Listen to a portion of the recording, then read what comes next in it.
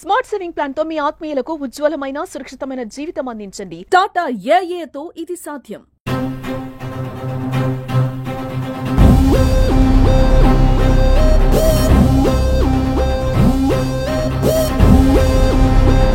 జై తెలంగాణ, జై జాగృతి, జై తెలంగాణ, జై జాగృతి.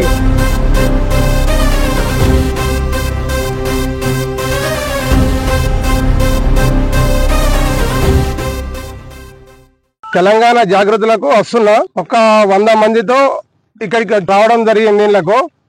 ఎందుకంటే అలా నాకు బాగాలేదు, అలా నాకు ఏమీ సౌకర్యం చేయలేరు. మస్తు పనిచేశాను, ఆటో కార్మికులము, కానీ మాకు ఏది సౌకర్యం చేయలేరు. దేంట్లో అంటే BMS లో చేసిన, Bajrang auto driver helper assistant లో చేసిన, బజరంగ్ దళలో చేసిన, కానీ ఎన్లా నాకు సౌకర్యం కలగలేదు. కవితక్క దాంట్లకు రావాలని అనుకుంటున్నా, వచ్చినాను, జాయిన్ అయినాను. కావున నా యొక్క డ్రైవర్లు నా సోదరులు నాతోటి రావడం జరిగింది. ఒక 100 మంది. ఖచ్చితంగా మేము కలిసి మెలిసి బీసీ మైనార్టీ అన్ని కుల మత భేదాలు లేకుండా అందరము కలిసి మెలిసిగా మేము పార్టీకి పనిచేస్తాం. కావున ఆటో కార్మికులకు మద్దతు ఇవ్వాలని కవితక్కకు నేను కృతజ్ఞతలు చెప్తున్నాను. జై కవితక్క, జై జాగృతి, జై జై జాగృతి. జాగృతిలోనే చేరాలని ఎందుకు ఆలోచన వచ్చింది? దాని ముఖ్య ఉద్దేశం ఏంటి చెప్తాను.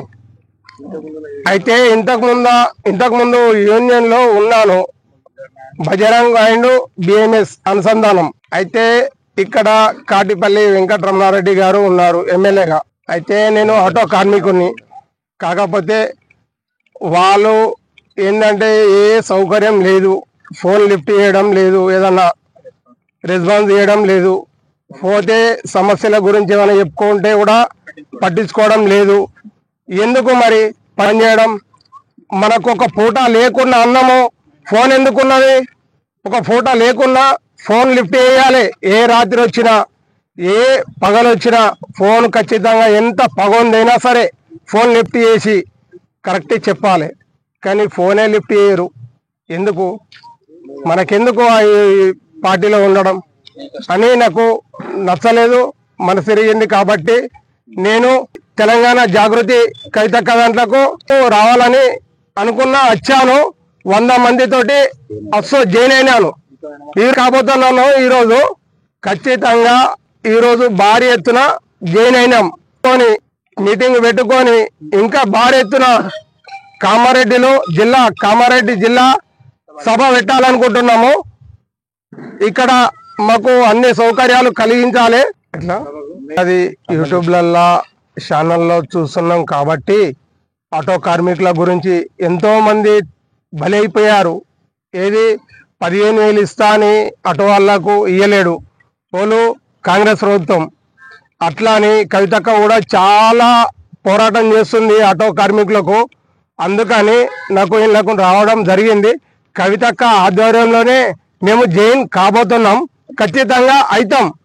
కవితక్క వచ్చిన నాడే జాయిన్ అవుతాం. ఇప్పుడైతే మాత్రం కవితక్క వచ్చిన నాడు మాత్రం జాయిన్ అవుతాం. మేము సొంతంగా పెట్టుకున్నాం ఈరోజు. ఖచ్చితంగా ఆ రోజు వచ్చిన నాడే మేము పెట్టుకున్న నాడు సభకు కవితక్కని ముఖ్య అతిథిగా పిలుస్తాము. అప్పుడు కవితక్క వచ్చిన నాడు కాళ్ళ కప్పుకుంటాము.